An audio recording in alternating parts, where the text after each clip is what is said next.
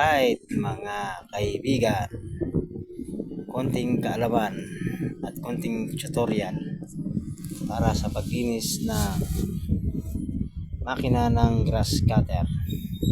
Yan, sali ng gasolina para panghugas.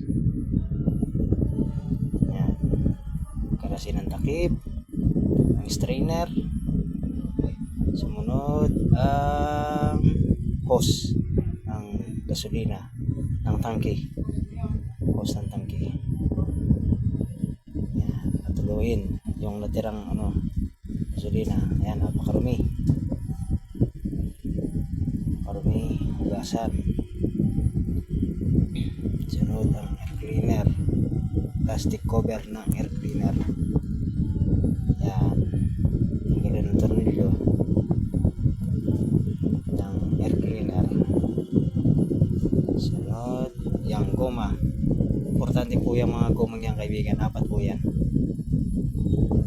Napakaliit na goma pero importante po yan. Yan, sumunod ang tornilyo sa karburador. Yan po ay karburador. Yan, napakarumi.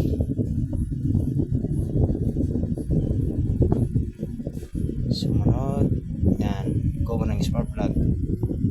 Tuklasin ng cover ng spark plug para matanggal ang spark plug. Yan, tuklasin ang tornilyo. Yan, napakarumi, napakaitim, puno ng alikabok. Yan, sumunod kilasin ng spark plug. Yan, spark plug. Sumunod ang crankcase. Yan, medyo mahirap po yan tanggalin, lalo na kung bago pa. Masyadong mahigpit ang pagkatornilyo niya. Yan, ang wire, ingatan ng wire, baka maputol. Yan po ang pinaka switch. Yan, kita nyo yan, nahihirapan si tropa. Yan, padaan-daan, nagpapa-shoutout. Yan, sunod, yan, di mabaklas yung screw, ayaw, daan-daan, baka malustret. Ngayon, kumuha ka ng grinder, tutoy. Yan, grinderin mo para laliman ang kapitan ng screw para madali mo matanggal. Medyo mahigpit yan, gawa ng bago pa. Pinalitan ko ng talim, grinding ay cutting disc po ang nilagay ko. Yan, cutting disc, saksak mo. Yan, grinderin mo ng maigi.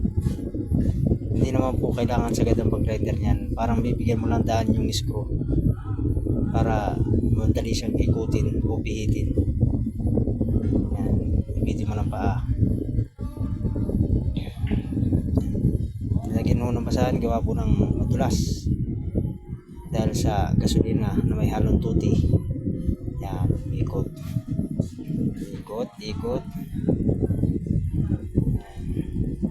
Simple lang po ang paglinis ng grass cutter. Yan, tanggalin ang 2 tornilyo. Nahihirapan na yun, nadali mo. Medyo may kahabaan po ang kanyang thread. Yan po ang crankcase na takip ng makina. Diyan din po nakakapit ang tinatawag nilang coil. Yan, ba yung padaan-daan na yun. Shoutout nga pala sa may-ari ng grass cutter na yan, yung operator nating masibag dyan, si Benji 2C. Ang linis ng grass cutter mo. At yung kanyang katandem na si Otep, shoutout din sa iyo. Basta may alak, masipag ka. Alright. Yan, karburador. Kiskisin ng hindi na ginagamit na toothbrush. Mas maganda po yung panlinis kaysa po yung brush ng pintura, pampintura. At yan po yung mas madali. Yan. Ang kanyang kable para sa silinyador. Hindi ko na po binaklas at hindi naman po kailangan baklasin at wala naman po sira. Mas lalo po kasing nakaka-apekto sa kanyang pag-andar kung lagi mo binabaklas ang kanyang karburador. Yan. Nililinisan ng mga takip ng air cleaner. Yan. Punasan ng maigi nang mawala ang alikabok o dumi. At saka yung mga kumapit na tumalsik ng mga damo. Sumunod yung mga goma, tsaka yung lock para dun sa kanyang tangke. Yan, tangke niyang napakaitim. Yan, mga alikabok. Mas maganda po kasi laging nalilinisan ng grass cutter para ang kanyang pag-andar ay hindi nagbabago. Mas maganda kung laging persado ang kanyang grass cutter. Yan, punasan mong maigi at madulas. Gawa ng tuti na nakahalo sa gasolina. Yan po ang kanyang hose. Sumunod, yan po ang kanyang makina, Kawasaki 2-stroke. Shoutout naman Kawasaki, baka naman. Yan, sige, kiskisan mo maigi. Yan po medyo mahirap na linisan, gawa po ng sakto-sakto lang po ang sibilyo sa mga kasulok-sulukan.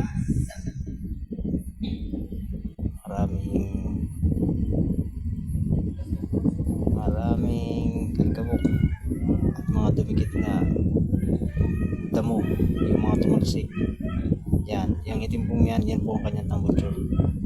Yung nasa ibaba, yung hawak ko naman po, yan ang kanyang birahan o hilahan para mag-start ang ating grass cutter.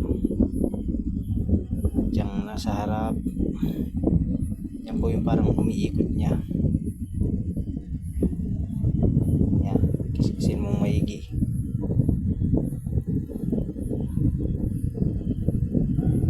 Yan, sabay punasan mo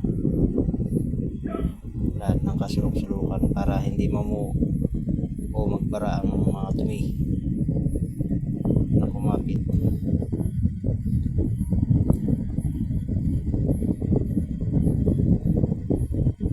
Isang maigi.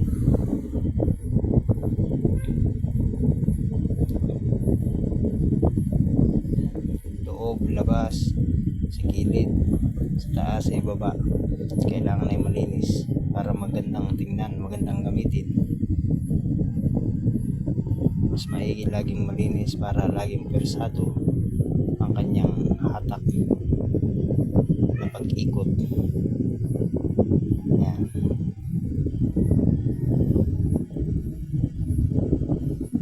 Sige, punas.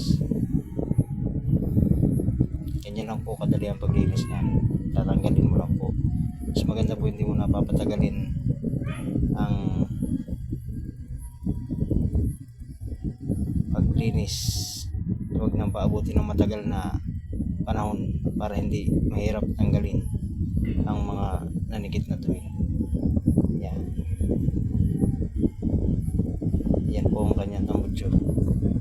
Yan sa gilid na kulay itim.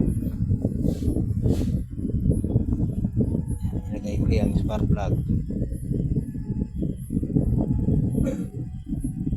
Sunod ang kanyang cover sa ilalim at medyo mainit po yan. Kailangan po lagi meron niyang cover. Yan.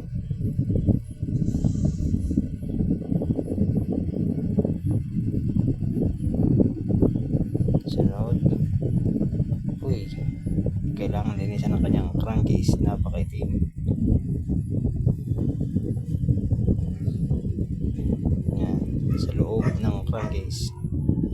Nandyan po ang kanyang coil. Kung tawagin. Yan pong napapansin yung nakalawit na kulay itim. Yan. Yung hawak ko po. Na nasa loob ng crankcase. Yan po ang kanyang coil.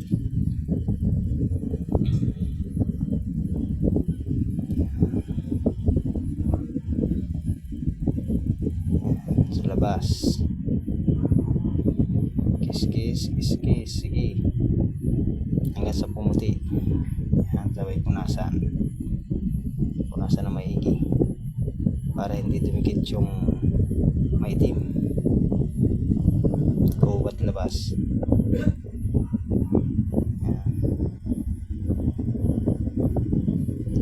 Kapag malinis na po maigi, pwede na po yung ilagay o ibalik sa ating makina. Yan. Kitang kita naman, napakalinis. So, ang kanyang switch na merong maliit na cord.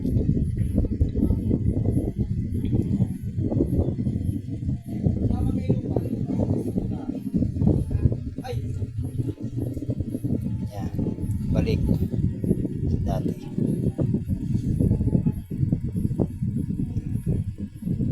Lagyan ng tornilyo.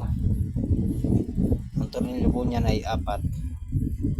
Allen wrench kung tawagin. 4 na tornilyo. Yan po ang kanyang switch. Yan po yan naka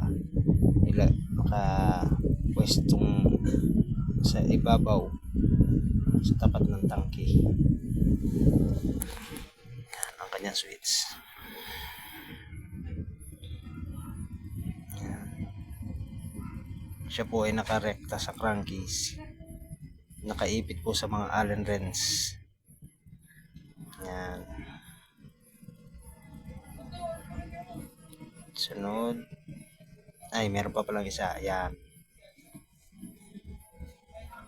Ganyan lang po kadali ang paglinis ng grass cutter.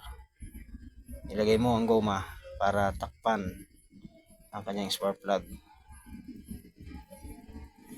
At ang kanyang wire, kailangan hindi maiipit. Kasi po, pwede po yan maging grounded. Under po siya ng saglit at mamamatay din pag grounded.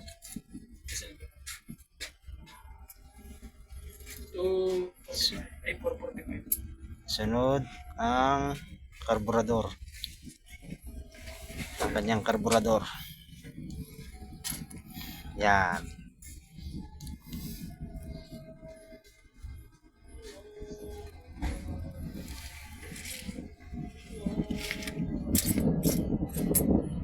Karburador.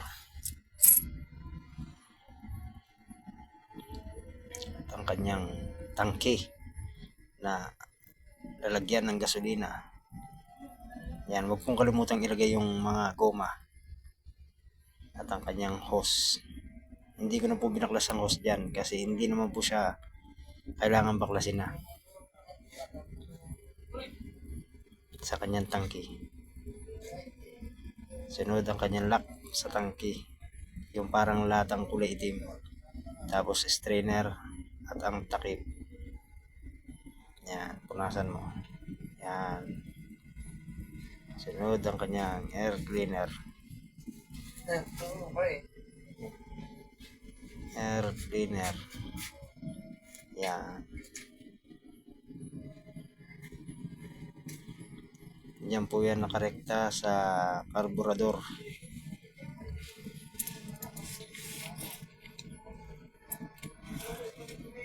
Tapos yung kanyang foam at yung kanyang takip. Yan. Punasan ng maigi. Yan, maraming